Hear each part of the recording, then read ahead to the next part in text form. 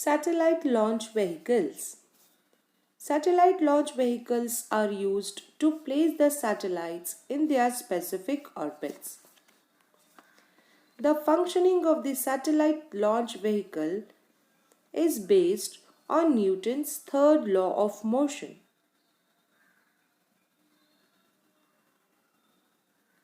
The launch vehicle uses specific type of fuel.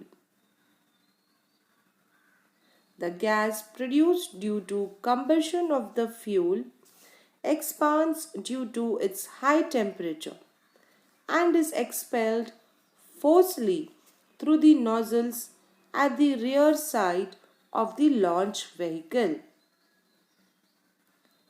As a reaction of this, a thrust acts on the vehicle, which drives the vehicle into the space. The structure of the launch vehicles is decided by the weight of the satellite and the types of the orbit of the satellite. The fuel of the vehicle also depends on the weight of the satellite and the type of the satellite orbit. The fuel forms a major portion of the total weight of the launch vehicle.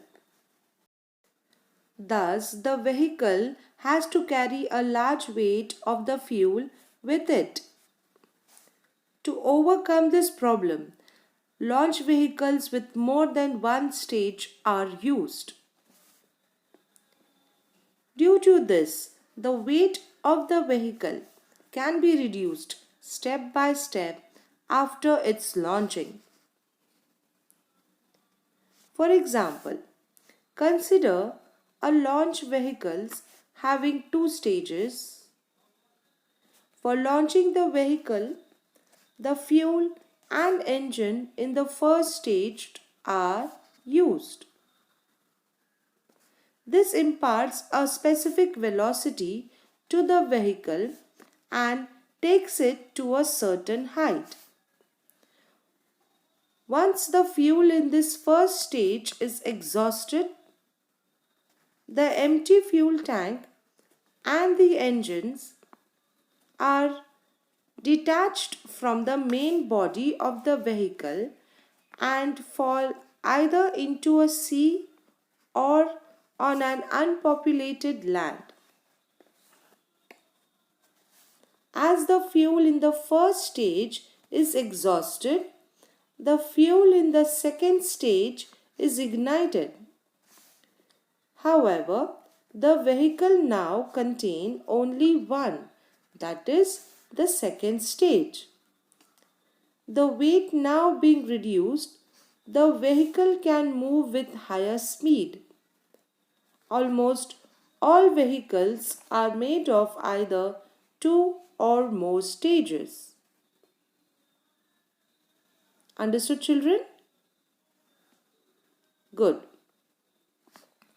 The structure of a polar satellite launch vehicle, that is PSLV, developed by ISRO of India, is shown here.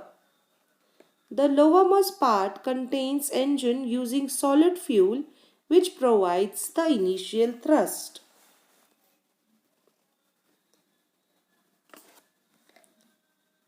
The first stage uses solid fuel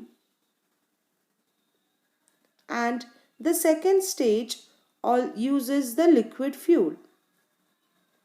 Here you can see in the picture, the first stage it uses solid fuel, second stage it uses the liquid fuel.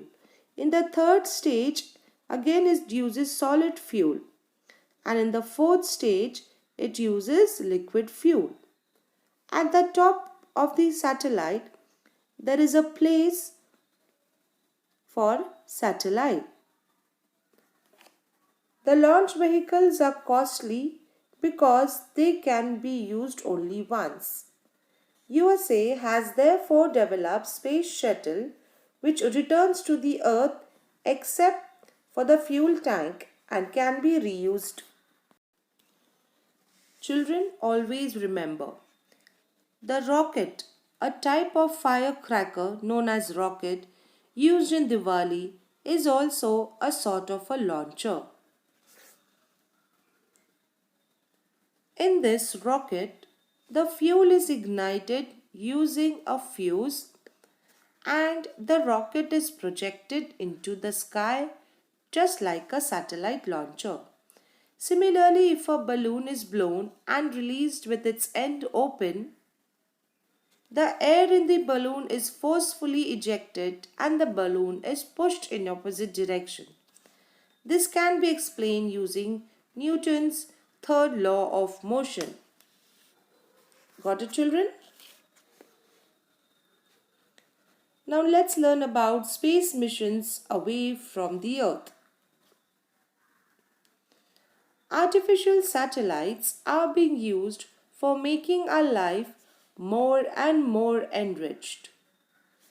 We have learnt about how telescopes abroad, artificial satellites are used to gather information about the universe. Similarly, some space missions are used to gain further knowledge about the universe. In these missions, spacecrafts are sent to the nearby objects in the solar system to observe them more closely. New information has been obtained from such missions and it is helping us to understand the creation and evolution of our solar system. For such missions, the spacecraft must escape Earth's gravitational force to travel into the outer space. To achieve this, the initial velocity of the moving object must be greater than the escape velocity of the Earth. Escape velocity on a planet can be obtained by using the formula. V escape is equals to square root of 2 capital G into capital M upon R, where G is equals to the gravitational constant, that is 6.67 into 10 raised to minus 11 nm square per kg square. M is the mass of the planet, that is 6 into 10 raised to 24 kg for Earth. R means the radius of the planet, which is 6.4 into 10 raised to 6 meters.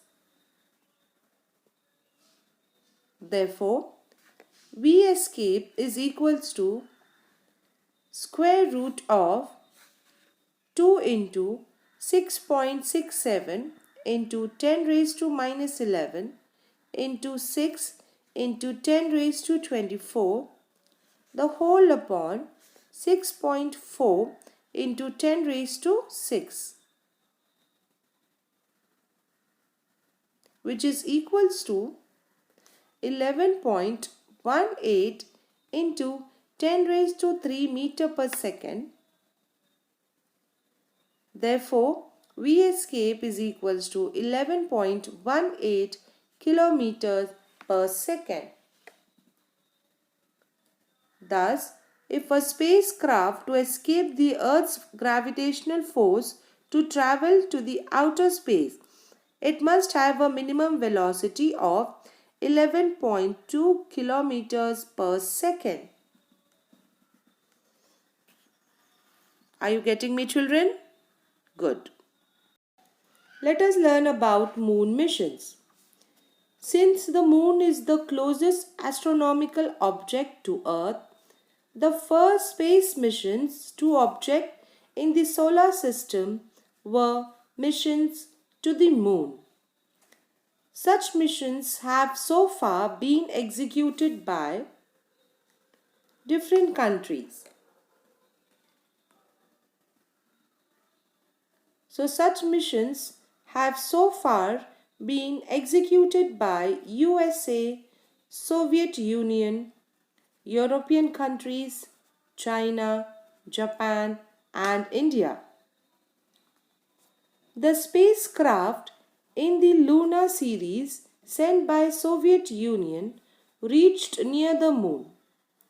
Luna 2, launched in 1959, was the first such craft. After that, till 1975, 15 spacecraft made chemical analysis of the moon and also measured its gravity, density, and radiations. Last four crafts even landed on the moon and brought the samples of stones on the moon for analysis in the laboratories. All these missions were unmanned. America also executed moon missions from 1962 to 1972. The speciality of these missions was that some of these were manned missions. In July 1969, Neil Armstrong became the first human to step on the moon.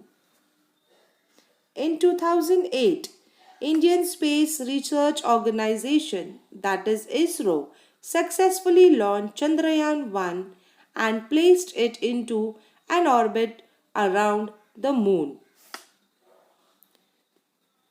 It sent useful information to the Earth for about a year.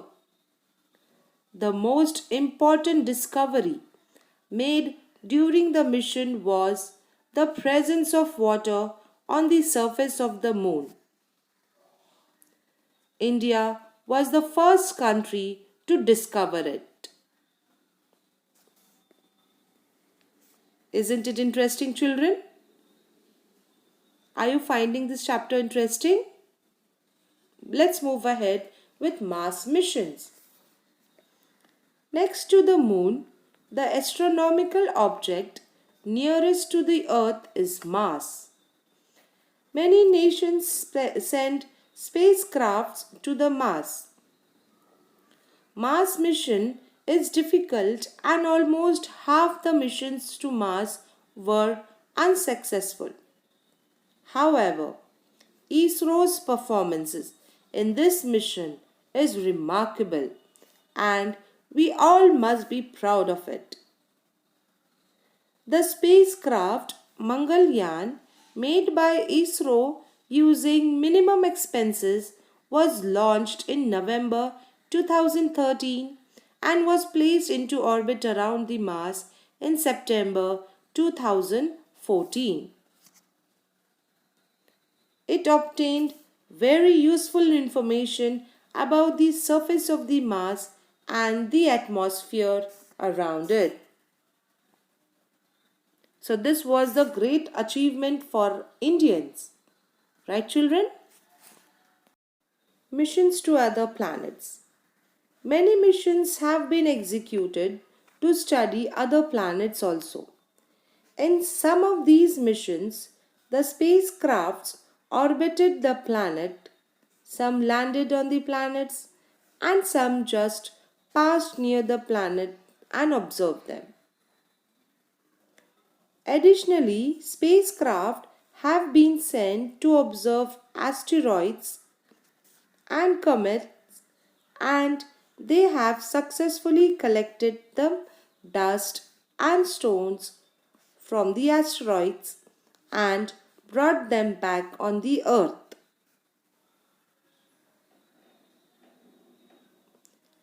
We are getting very useful information from all these missions, clarifying our concept about the origin and evolution of our solar system. Isn't it great? Yes. Now let's move ahead, children. India and space technology. India has launched many satellites into space and also had made remarkable progress in the science and technology to launch vehicles. Various types of launch vehicles have been developed to put satellites having a weight up to 2500 kg into all types of orbits. PSLV and GSLV are two important launchers. The scientific and technological feat achieved by India in this field have significantly contributed to the national and social development. INSAT and GSAT satellite series is actively working in the field of telecommunications, television broadcasting, and meteorological services. Availability of television, telephone, and internet services all over the nation has been possible due to these satellites only. EduSat satellite in this series is very useful, especially in the field of education. IRS satellite series is working for monitoring and management of natural resources and disaster management. The IRNSS satellite series have been established to exactly locate the position of any place on the Earth's surface in terms of its precise latitude and longitude. Understood? Next, we will learn about space debris and its management. In addition to the artificial satellites, some other objects are also revolving around the Earth. It includes non-functional satellites, parts of the launcher detached during launching, and debris generated due to collision of satellites with other satellites or any other objects in the space. According to one estimation made in 2016, there was about 2 crore pieces of length more than 1 centimeters revolving around the earth. All this is nothing but the debris in the space. This debris can be harmful to artificial satellites. It can collide with these satellites or spacecraft and damage them. This debris is increasing day by day. Soon it will be difficult to launch new spacecraft. It is therefore very essential to manage the debris. Some studies and experiments are being done with this in view. Hope that soon we will find a solution for this problem and the future satellites and spacecraft will not be in danger anymore. So children, did you find this lesson interesting? Yes, it was. So we have finished our lesson space missions and we have traveled all the spaces. We have learnt different satellites, how the rockets have been launched in the satellites, right? Kindly watch the video attentively, children, and please read the lesson for better understanding. We shall see you in our next video. Till then, take care, children. Take care of yourself and your family. Thank you once again for listening to me.